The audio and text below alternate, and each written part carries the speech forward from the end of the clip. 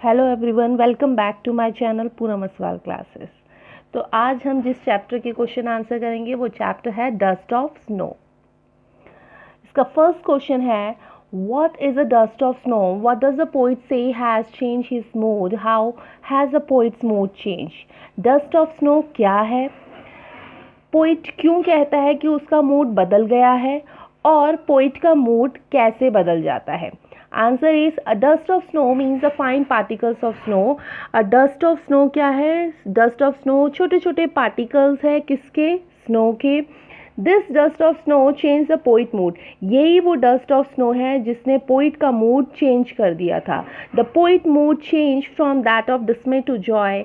He was holding the day in regret when this dust of snow fell on him and this simple little thing brought him some joy. तो जो ये dust of snow है, इससे पहले जब dust of snow poet पे नहीं पड़ी थी तो पोइट बहुत ज़्यादा उदास था, और जैसे ही वो डस्ट ऑफ स्नो उस पर पड़ी पोइट पे, वैसे ही वो खुश हो गया। कौन? पोइट।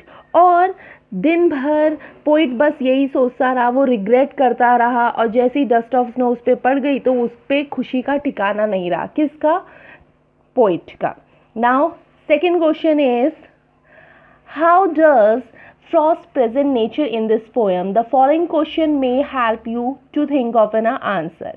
जो कवि है यानी जो पोइट है फ्रॉस्ट, इस पोएम में वो नेचर को प्रेजेंट करते हैं। तो नेचर को वो कैसे प्रेजेंट करते हैं हमें ये बताना है।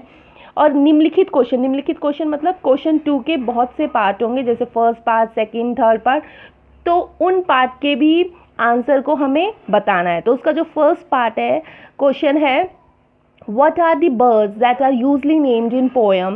Do you think a crow is often mentioned in this poem? What images come to your mind when you think of a crow? यानी पोएम में कौन कौन से पक्षियों के नामों का प्रयोग होता है, यानी डस्ट ऑफ स्नो वाली पोएम में नहीं, और बाकी जितनी भी पोएम होती है, जितनी पोएम है, उन पोएम में बहुत से पक्षियों का नाम यूज़ होता है, बट इसमें से किस पक्षी का नाम प्रयोग हुआ है? क्रो का नाम प्रयोग हुआ है। आपके विचार में क्या जो क्रो है, उस क्रो का जिक्र इस कविता में काफ़ी बार बार आता है? जब आप कौवे के बारे में सोचते हैं तो आपके मन में कौन कौन से चित्र उभरते हैं? ये है इस क्वेश्चन का मतलब। तो आंसर है, the birds mainly named in poem nightingale, cuckoo, sparrow, pigeon, dove, duck etcetera.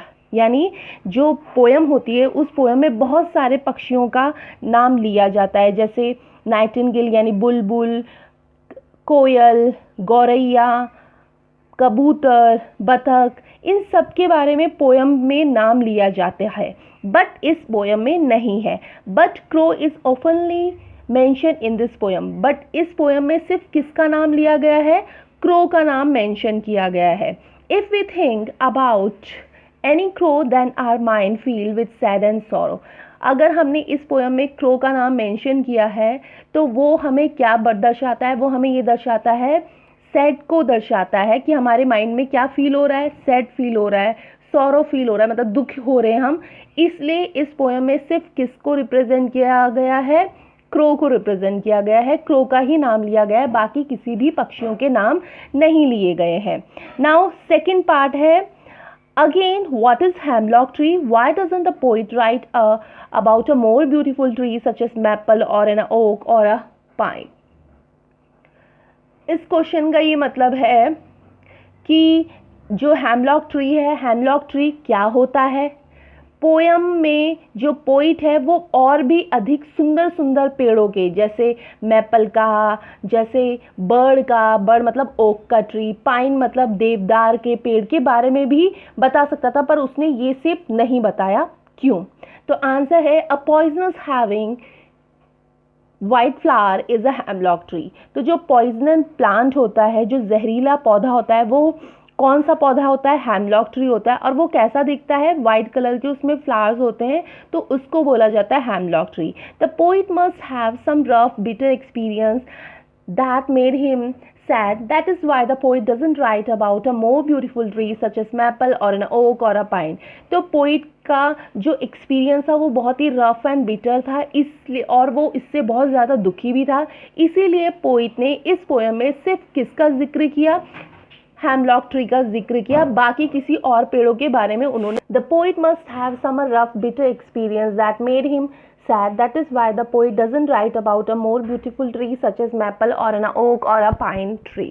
तो पोइट का जो एक्सपीरियंस था वो बहुत ही रफ था, बिटर था, इससे वो बहुत ज़्यादा सैड हो गया था. इसीलिए पोइट ने इस पोएम में किसी भी ब्यूटीफुल ट्री के बारे में, जैसे मैपल हो गया, ओक हो गया, पाइन हो गया, उनके बारे में नहीं लिखा. सिर्फ किसके बारे में लिखा?